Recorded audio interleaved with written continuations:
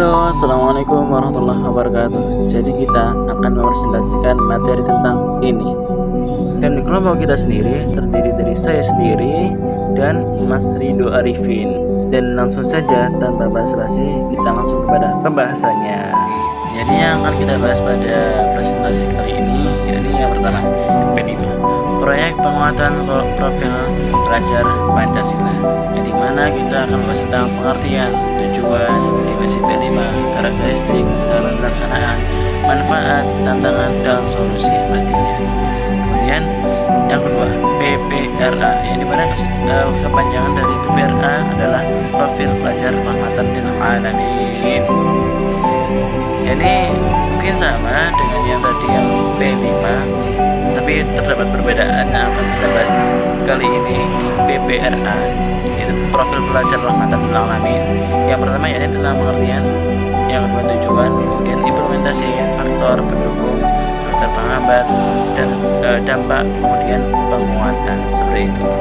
Kemudian yang ketiga kita akan membahas tentang keterkaitan P5 ini dengan PPRA, seperti itu. Oke, jadi jangan kemana-mana, tunggu kita bahas dalam video kali ini. Jadi sebelum kita pergi ke pengertian dari P5, kita akan bahas sedikit lah ya tentang pendahuluannya. Oke, jadi kita bahas sedikit saja. Dari pendidikan di Indonesia saat ini tidak hanya berfokus pada pencapaian akademik semata, tetapi juga menekankan pentingnya pembentukan karakter peserta didik. Dalam konteks kurikulum merdeka terdapat dua konsep penting. Apa sih ya konsep penting tersebut ya? Jadi dua konsep penting itu menjadi landasan dalam membentuk karakter siswa, yaitu proyek penguatan profil pelajar Pancasila, yakni disingkat dengan P5. Kemudian profil pelajar rahmatan lil alamin, yaitu disingkat menjadi PPRA. Kedua konsep ini hadir sebagai jawaban atas tantangan zaman yang semakin kompleks, di mana peserta didik tidak hanya dituntut cerdas secara intelektual, tetapi juga memiliki sikap moral, sosial, dan spiritual yang kuat. Oke, jadi P5 ini berfokus pada penguatan nilai-nilai kebangsaan yang bersumber dari Pancasila. Sementara PPRA, ya kan, itu menitik beratkan pada nilai-nilai keislaman yang moderat, toleran, dan humanis. Keduanya saling melengkapi dalam membentuk generasi yang tidak hanya berkarakter kuat, tetapi juga mampu hidup harmonis dalam keberagaman. Ya, oke, kita langsung ke pengertian. Oke, jadi pengertian tentang P5. Apa sih pengertian tentang P5? Ini proyek penguatan Jadi proyek penguatan profil pelajar Pancasila atau yang disingkat dengan P5 ini merupakan program unggulan dalam kurikulum merdeka yang dirancang melalui pendekatan pembelajaran berbasis proyek, atau bisa diinggriskan project atau basic learning lah ya. Jadi P5 itu bertujuan untuk memberikan pengalaman belajar yang bermakna bagi peserta melalui kegiatan nyata yang relevan dengan kehidupan sehari-hari. Melalui P5, siswa tidak hanya belajar teori, tapi juga langsung terlibat dalam proses eksplorasi, analisis, dan penciptaan suatu karya. Dengan demikian, pembelajaran menjadi lebih konseptual, aktif, dan menyenangkan. Oke, pengertian sudah. Oke, kita langsung menuju ke tujuan dari P5. Jadi tujuan utama dari P5 adalah membentuk peserta didik yang memiliki karakter sesuai dengan nilai-nilai Pancasila.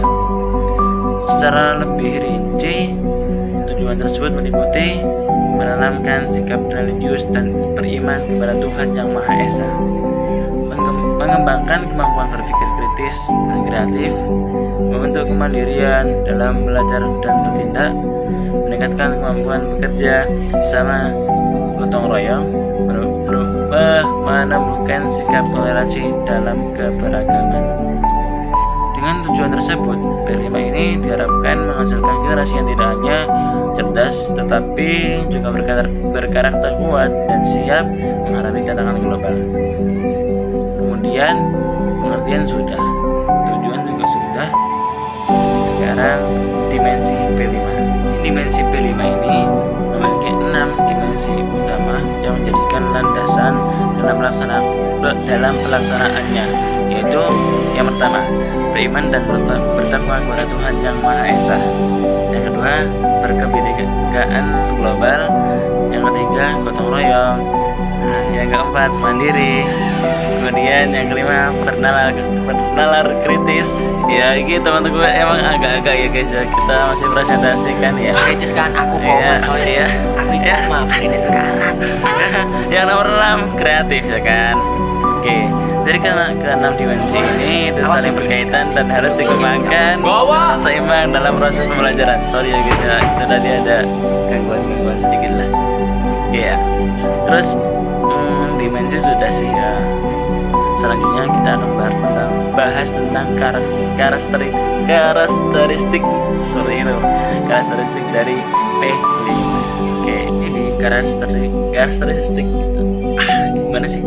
Jadi karakteristik dari P5 memiliki beberapa karakteristik utama, antara lain berbasis proyek atau di Inggris kan tadi yang saya sebutkan project based learning.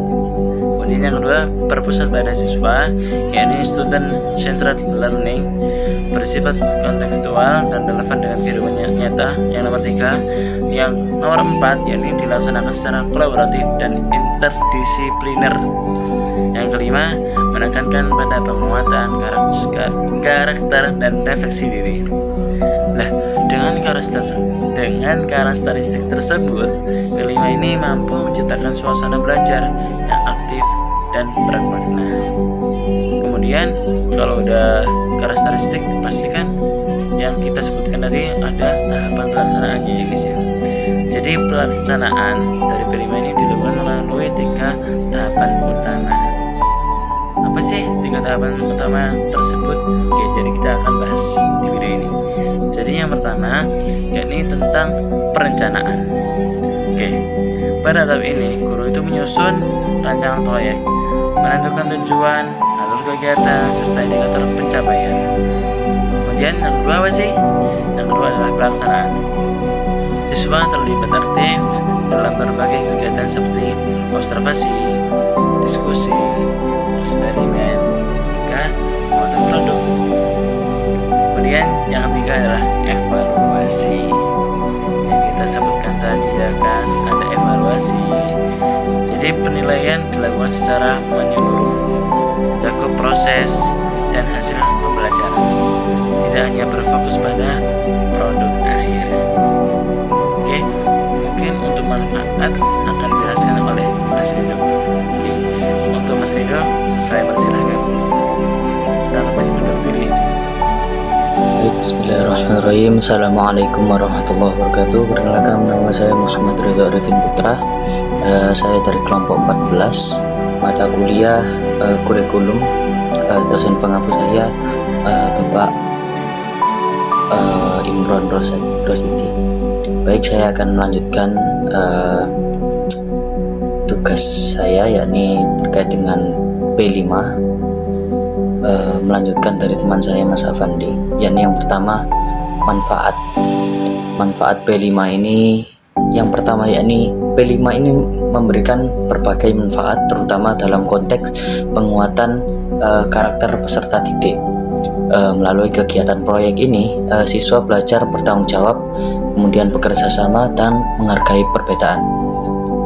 Kemudian P5 ini juga membantu memperkuat karakter siswa melalui kegiatan proyek, sehingga siswa belajar bertanggung jawab dan bekerja sama serta menghargai perbedaan yang ada. Baik, selanjutnya tantangan. Dalam konteks P5 ini terdapat beberapa tantangan. Dalam implementasi P5 ini menghadapi beberapa kendala, diantaranya satu, masih terbatasnya pemahaman guru dalam merancang pembelajaran berbasis proyek. Kemudian keterbatasan sarana dan prasarana yang mendukung. Kemudian yang terakhir, belum optimalnya kolaborasi antara sekolah dan orang tua, kemudian dengan masyarakat sosial lingkungan sekitarnya. Selanjutnya, yakni solusi. Solusi sendiri untuk mengatasi tantangan tersebut diperlukan beberapa upaya strategis, yaitu satu, mengadakan pelatihan dan pendampingan bagi guru agar lebih memahami konsep P5.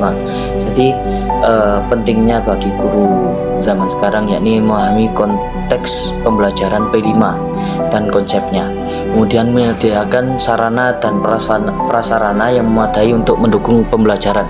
Jadi pentingnya juga mendukung dari segi prasarana dan sarana dan prasarana yang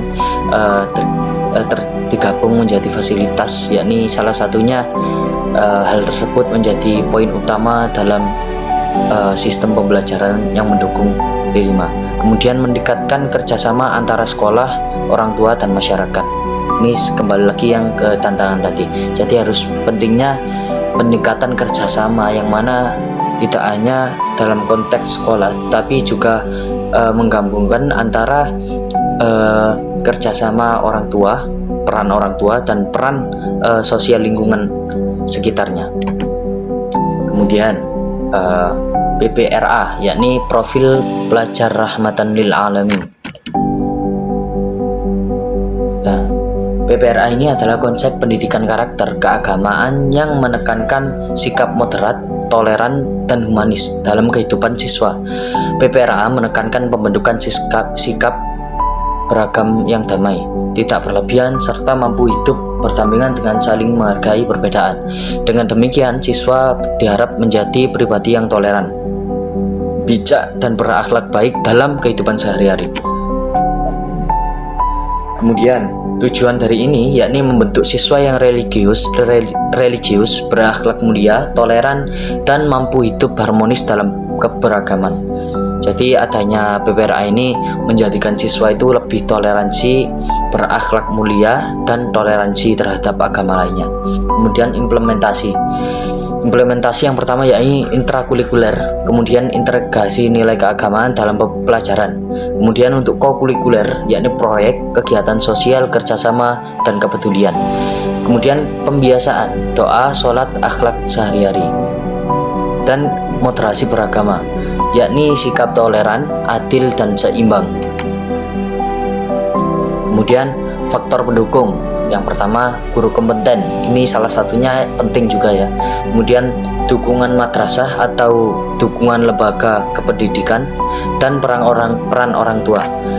Kemudian faktor penghambat, yakni kurangnya pelatihan.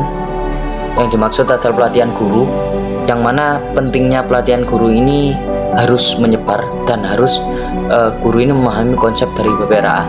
Kemudian lingkungan yang mendukung, lingkungan yang kurang mendukung, dan keterbatasan waktu.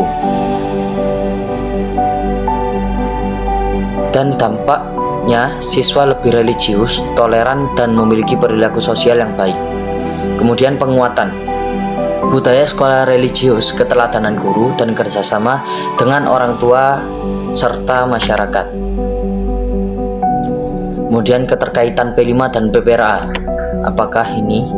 Keterkaitannya yakni P5 ini menanamkan nilai Pancasila, kebangsaan. Kemudian PPRA sendiri menanamkan nilai keislaman ya atau keagamaan yang moderat. Keduanya saling melengkapi antara nilai kebangsaan dan nilai keagamaan yang digabungkan menjadi PPRA dan P5. Kemudian keduanya saling melengkapi dan membentuk karakter siswa yang sama-sama fokus pada pendidikan karakter. Juga diterapkan melalui pembelajaran, proyek, dan pembiasaan, dan bertujuan untuk membentuk siswa yang berakhlak baik, religius, toleran, dan kritis, serta kreatif. Ya, itu yang bisa saya sampaikan. Mohon maaf atas kekurangan saya. Saya akhiri, wallahul muwaffiq ila aqwamit thoriq. Wa akhiran summa assalamualaikum warahmatullahi wabarakatuh.